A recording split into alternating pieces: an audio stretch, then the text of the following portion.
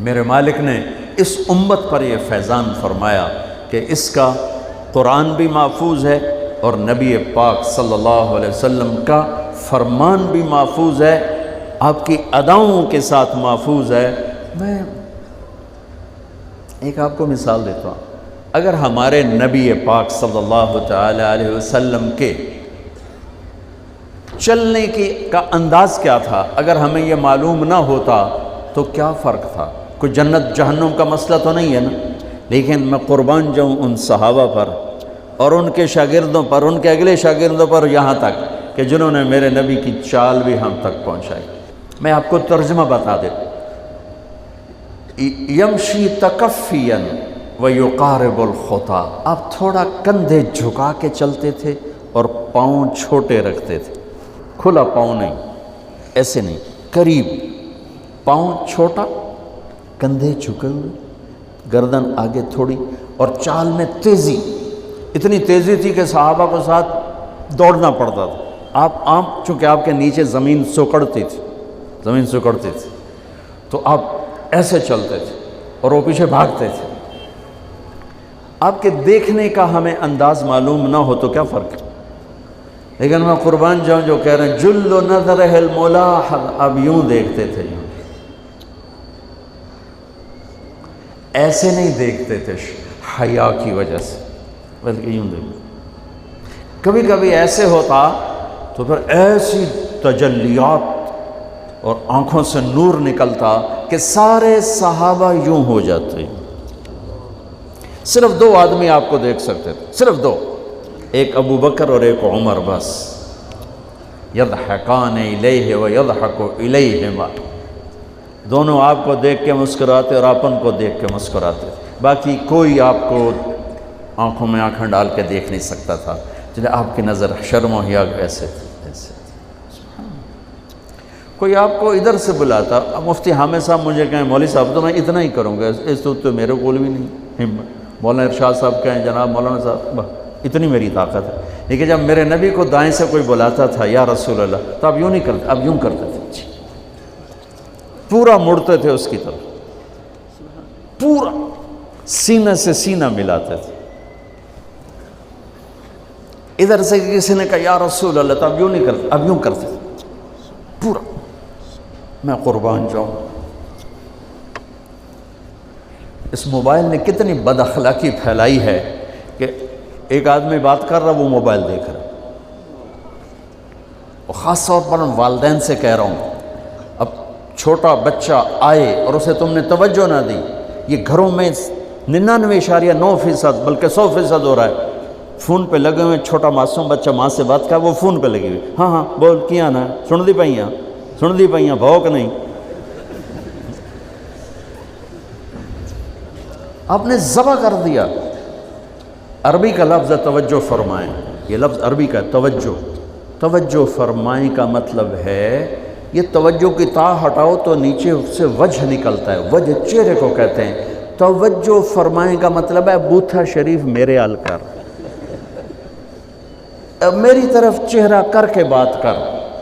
میرے نبی جب کسی سے بات کرتے تھے، سینہ بھی اس کو دیتے تھے، چہرہ بھی اس کو دیتے تھے۔ جب آپ غمگین ہوتے تھے کیا کرتے تھے؟ اب داڑھی پکڑ کے یوں بیٹھ جاتے تھے، یہاں ٹیک، اس کو نیچے اور یوں پکڑو، تھوڑی دیر کے بعد سر پہ ہاتھ پھیرتے اور پھر یوں فرماتے۔ یہ میرے نبی کے غم کی نشانی تھی کہ آپ کسی دکھ میں ہیں، کسی غم میں ہیں۔ سبحان اللہ۔ جب آپ کسی کو بلاتے تھے تو ایسے نہیں کرتے تھے، ایسے کرتے تھے، پورے ہاتھ کے اشارے سے، ایسے انگلی اٹھانا عیب ہے، یوں کرتے تھے ایسے۔ جب آپ محفل میں بیٹھتے تھے تو چوکڑی مار کے بیٹھتے تھے، اتحیات صرف نماز میں آپ کی ہے، باقی آپ چوکڑی مار کے بیٹھتے تھے، اور پوری محفل میں ٹانگ نہیں پھیلاتے تھے، چاہے کتنی لمبی مجلس ہو جائے ٹانگ نہیں پھیلاتے تھے کبھی بھی۔ عزت دیتے تھے، سامعین جالسین کو احترام دیتے تھے، عزت دیتے تھے، اور دوران گفتگو آپ یوں کرتے رہتے تھے، یوں۔ یہ آپ کی بے ساختہ حرکت تھی، یہ ہتھیلی، یہ انگوٹھا، یہ ہر آدمی میں نا کوئی اس کی جسم کی غیر ارادی حرکت ہوتی. جیسے میں اپنے انگوٹھے کو یوں کرتا رہتا ہوں، یہ میری بچپن کی عادت ہے، مجھے پتہ بھی نہیں ہوتا میں انگوٹھا ایسے کر رہا ہوتا ہوں. تو میرے نبی کی بغیر ارادے کے ہاتھوں کی حرکت تھی. آپ دوران گفتگو یوں فرمایا کرتے. یا آپ کو اوپر کر کے دکھا رہا ہوں، ورنہ آپ یہاں ہاتھ ہوتے تھے اور آپ یوں فرماتے رہے. واہ کیا صحابہ تھے جو ہر شے ہم تک پہنچا. سبحان اللہ. جب آپ غصے میں ہوتے تھے تو ہماری طرح کوئی وہ اظہار تو ہوتا نہیں تھا، پھٹ پڑے وہ بھی نہیں ہے، ڈانٹ ڈپٹ وہ بھی نہیں ہے. اس کو برداشت کیا ہے، اس کا رد عمل آیا ہے چہرے پر. کیا یہاں ایک رگ تھی جو غصے میں ابھر آتی تھی، وہ ایسے ایسے ایسے ایسے ایسے کرتے. بینہما عرق یدرہ الغضب، ٹک ٹک ٹک ٹک.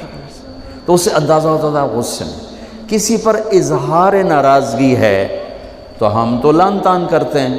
آپ کیا کرتے تھے؟ ادھر سے ابو ہریرہ آ رہے ہیں، آپ ان پہ ناراض ہیں اور ان کو بتانا بھی چاہتے ہیں، اور یہ ناراضگی ان کی کسی تربیتی پہلو کی وجہ سے ہے. من تصر لنفسہ لا یغضب لنفسہ ومن تصر لہا. ساری زندگی اپنی وجہ سے نہ کسی پہ ناراض ہوئے نہ کسی کی ڈانٹ ڈپٹ کی. تو جب ادھر سے آ رہا ہے نا ابو ہریرہ اور آپ ان کو اظہار ناراضگی فرمانا چاہتے ہیں تو یوں دیکھا اور ساتھ ہی یوں ہو جاتے تھے. بس ادھر سے انس آ رہے ہیں، آپ ان پہ ناراض ہیں، دیکھتے ہی آپ یوں ہو جاتے تھے. بس یہ اتنا تھا میرے نبی کی ناراضگی کا اظہار کہ آپ لگتا ہے ناراض ناراض. جب آپ خوش ہوتے تھے تو یہ جگہ گلابی ہو جاتی. پہلی بہت خوبصورت رنگ تھا گلابی، لیکن یہ اور زیادہ چمکنے لگتے، اس میں سے نور نکلنے لگتا تھا. اتنی چھوٹی چھوٹی بات. میرے نبی کی کوئی بات چھوٹی نہیں ہے، لیکن جیسے فرض اور ہے، فرض کفایہ اور ہے، واجب اور ہے، سنت موقدہ سنت، یہ ساری ایسے ہی. میرے نبی کا ہر عمل عظیم الشان ہے کہ ہر عمل جنت میں لے جانے کا اور اللہ کی رضا کا ذریعہ ہے. تو چھوٹا تو کوئی نہیں. آپس میں تقابل کے، یعنی یہ میں وہ چیزیں آپ کو بتا رہا ہوں جن کا جنت اور جہنم سے تعلق نہیں، عشق سے تعلق، محبت سے تعلق. ہماری جماعت گئی حافظ آباد، وہاں میں وکلاء میں بیان کر رہا تھا. علاقے کے ایک بہت بڑے ذمہ دار آئے ہوئے تھے. کسی کام تو انہوں نے دیکھا تو ساری عدالتیں خالی. تو ان کا کیا ہوا کہ یہ تبلیغ والوں کا عالم آیا ہوا ہے، اس میں سارے چلے گئے. تو اس نے وہ پہلے تو بیٹھا رہا، پھر وہ جو جج کا ریڈر تھا انہوں نے کہا چودھری صاحب ایتھے ویلے بیٹھے ہو اور جا کے گل سن لو. وہ ذرا تبلیغ کو اچھا نہیں سمجھتے تھے. ان کا چلو ویلا بیٹھا سن لو. وہ آگے میں اس وقت اللہ کے نبی کے جانور بتا رہا تھا کہ میرے نبی کی 9 بکریاں تھیں، ان کے نام عجوہ، سقیہ، برکہ، ورثہ، زمزم، اطلال، اطراف، غیثہ، قمرہ. 9 بکریاں، 10واں بکرا یم، اور اس میں قمرہ آپ کی زندگی میں مر گئی. یہ احسان عظیم ہے ان ہستیوں کا جو واقعی اس قابل تھے کہ اللہ نے کہا رضی اللہ عنہ، جاؤ میں راضی ہو گیا، جو مرضی کرو میں راضی ہو گیا. سبحان اللہ. واہ. اور آپ کے اونٹ تھے 2 عسکر اور ثعلب، اور آپ کے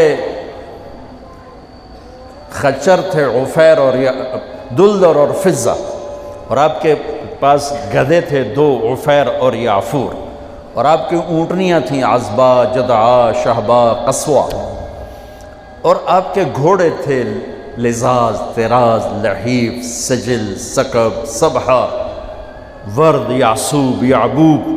یہ آپ کے گھوڑوں کے نام. ایک گھوڑے کا نام تھا ورد. کیوں تھا؟ جیسے گلاب کا پھول نمایاں نظر آتا ہے، وہ گھوڑا ایسا حسین تھا کہ گھوڑوں میں نمایاں نظر آتا تھا. صبحہ ایک گھوڑے کا نام تھا. صبحہ تیرنے کو کہتے ہیں. ان لک فی النہار صبحا طویلا. اس گھوڑے کا نام صبح کیوں تھا؟ جب وہ دوڑتا تھا تو لگتا تھا جیسے پانی تیرتا جا رہا. خیر میں پھر لمبا چلا گیا. وہ جو تھے نا چودھری صاحب، وہ بیان سن رہے تھے. وہ گئے واپس گاؤں. تو اپنے امام کو بلایا، کہا مولانا صاحب ایک مسئلہ دسو کی اپنے نبی دی بکریاں دا نام کی ہے؟ وہ آکھن لگا یہ بھی کوئی مسئلہ ہے؟ اگے ہے تے بھاویں نہیں، میں تو اج دس ساڑھے نبی دی بکریاں دا نام کی؟ اسے کہا مسئلہ ہی کوئی نہیں تو میں دساں کی؟ اسے کہا تو اج تک میں نو پٹی پڑھائی ہے کہ اے نبی نو نہیں مندے تے اے نبی دے گستاخ ہیں، میں ہونے انہاں دے مولوی دی تقریر سنی ہے او تا نبی دی بکریاں نو مندیں تو انہاں نبی نو نہیں مندے، ہون تو جماعتاں نو رو کیا میں تنو کھلے پھرے سا۔ پھر وہ ہماری جماعت پوری کو لے گیا اپنے گاؤں، نے 15-20 ہزار آدمی اکٹھا کیا، میرا بیان کروایا ہوا، کھانا ہوا۔ تو میں قربان جاؤں، آپ اسی سلسلے کی کڑی چل رہے جنہوں نے نبی کے علم کو لیا، آگے دیا، پھر آگے دیا، پھر آگے دیا۔